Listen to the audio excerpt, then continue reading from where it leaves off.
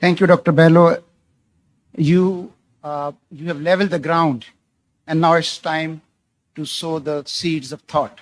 And for that, I'm requesting our first distinguished speaker, Dr. Sami Al-Suwailem. He's Director General, Islamic Development Bank Institute and Chief Economist, Islamic Development Bank Group. Before joining this institute, Dr. Sami has worked in a number of institutions in various jurisdictions. He has authored several books and papers on Islamic economics and finance. He has done his PhD from Washington University, St. Louis, Missouri. Over to you for the next 30 minutes, Dr. Ibrahim.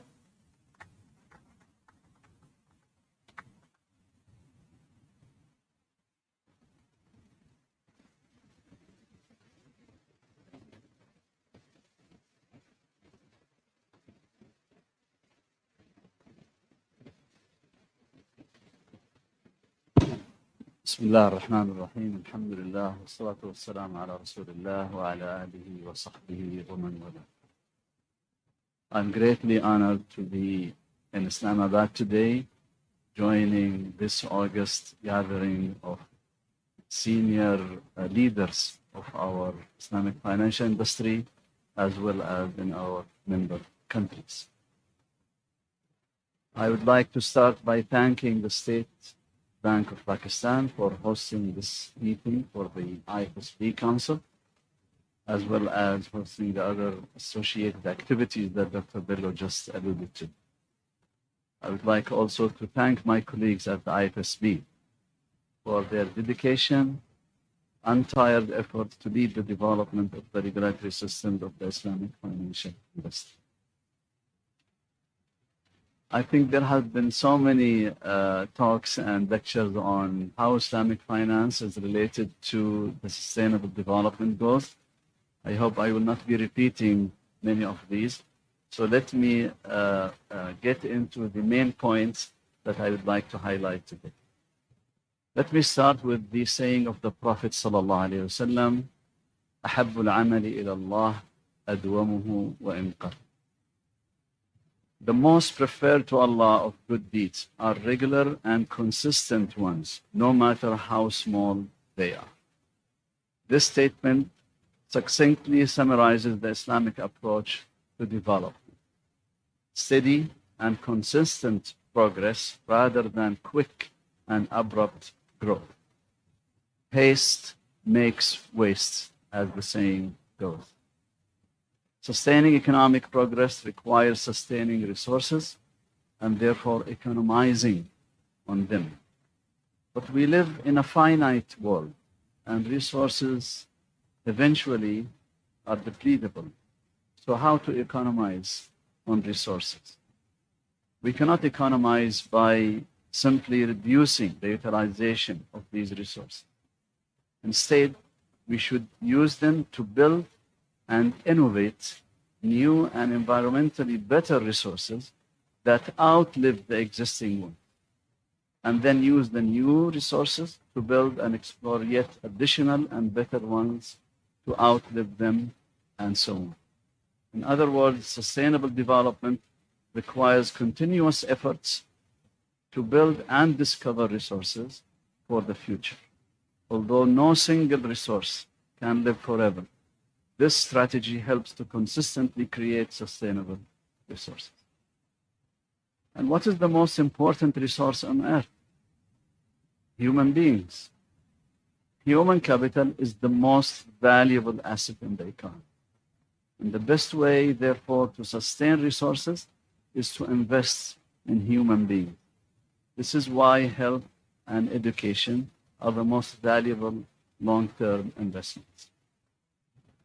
One important reason we face environmental crises is that we are taught in the university that the primary objective of economic behavior is consumption, or at least that's what I was taught when I was studying economics. If you pick an economics textbook, you will find that the objective of the economic man is to maximize the utility of consumption. This is very different from the objective of sustaining resources.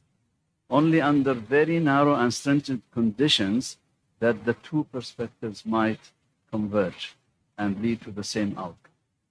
In a rich and complex world like the one where we live, the two perspectives diverge much more often than they converge. It is essential, therefore, to integrate sustainable development into mainstream economics. Believe it or not, there are today mainstream textbooks and mainstream Nobel laureates, I would say, that would question the size or the extent of the climate change problem, and therefore they would undermine the threats it poses to our existence. So the battle is not over yet. If the youth learn this in school, our battle against climate change will be a losing one. To win the battle, we must win the new generation who in a few years will be leaders in their communities and therefore be able to make a lasting impact in their communities. Economic textbooks, therefore, should make sustainable progress the primary objective of the economic man rather than selfish short-term consumption. And this brings us to Islamic finance.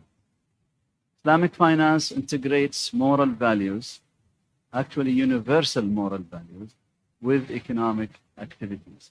This integration is essential to achieve sustainable development and overcome the root causes behind the climate crisis the world is facing today.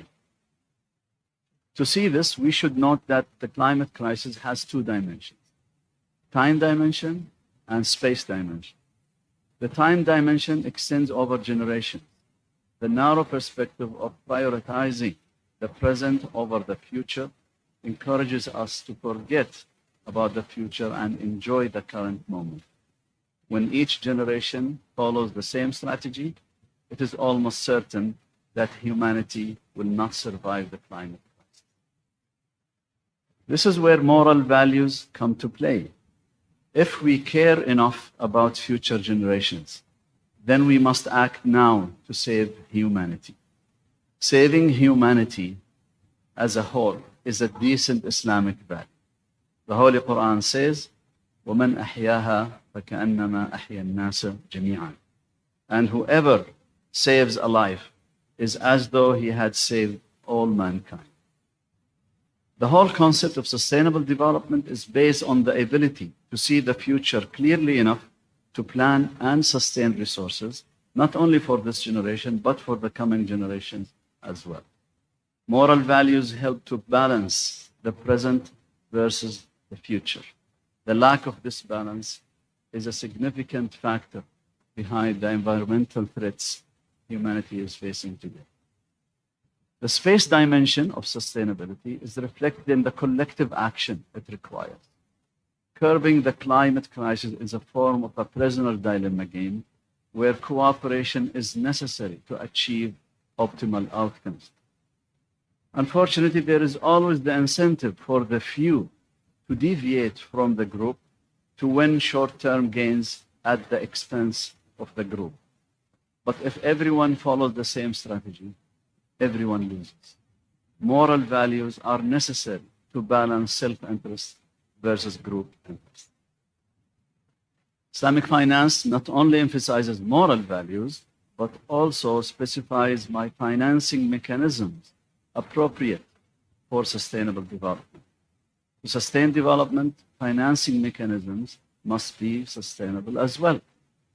For example, the prohibition of riba, which is a major principle of Islamic finance, is key for sustainable finance and therefore sustainable development. The essence of Islamic finance is that finance must be integrated with the real economy. We cannot make money out of money. We must participate in trade and production to earn profits. Interest-based lending decouples financing from the real economy, leading to the self-multiplication of debt.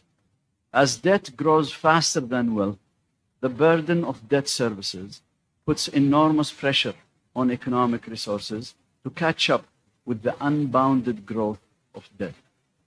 But this is a losing game, because self-multiplied debt will necessarily outgrow the economy, no matter how hard people work or how fast they extract economic resources.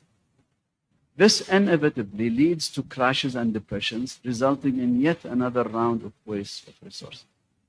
The prohibition of riba, therefore, is critical for sustaining economic resources.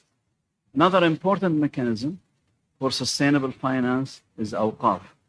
Waqf is a long-term strategy for philanthropic and social finance. It is a clear example of how to make charity sustainable throughout the ages.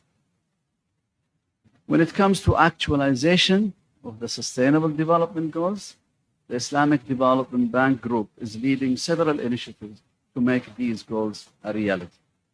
In particular, my colleagues at the IsDB Institute are exploring innovative strategies to revive the vital role of the institution of Waqf to address some of the most pressing challenges facing our member countries. Currently, laws and regulations of Waqf vary significantly across countries, creating serious obstacles to capitalizing on awqaf to play their role in sustainable development. On the other hand, there are abundant natural resources within our member countries that are waiting to be optimally utilized to support economic progress. A key initiative of our colleagues is proposing to combine the elements of awqaf, free zones, and modern technology to create awqaf-free zones in ISDB member countries. An awqaf-free zone is an area where awqaf assets can be created to enjoy protective status suitable to the nature and requirements for preserving awqaf assets.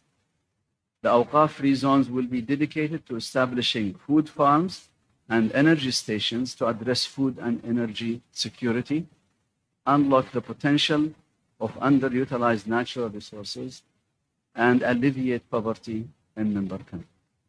The output or revenue of these zones will be distributed according to a pre-agreed plan as stated in the Waqf deeds, with special incentives given to host countries. Resources for building the awqaf-free zones will be mobilized through blockchain-based global Waqf tokens that allow the contributors, the Waqfin, to monitor and verify the transactions of the Waqf assets and revenue. Moreover, blockchain technology will be used to create, manage, and store the awqaf deeds and contracts, which enables independent validation and transparency in the management of awqaf within the free zone. The zones would be also equipped with Internet of Things for maximum transparency and verifiability of performance. We will be working closely with our member countries, development institutions, Islamic financial infrastructure institutions, together with other key players and stakeholders, to make this initiative a reality, inshallah. With this, I conclude my lecture today. Thank you for listening. Assalamu alaikum wa rahmatullahi wa barakatuh.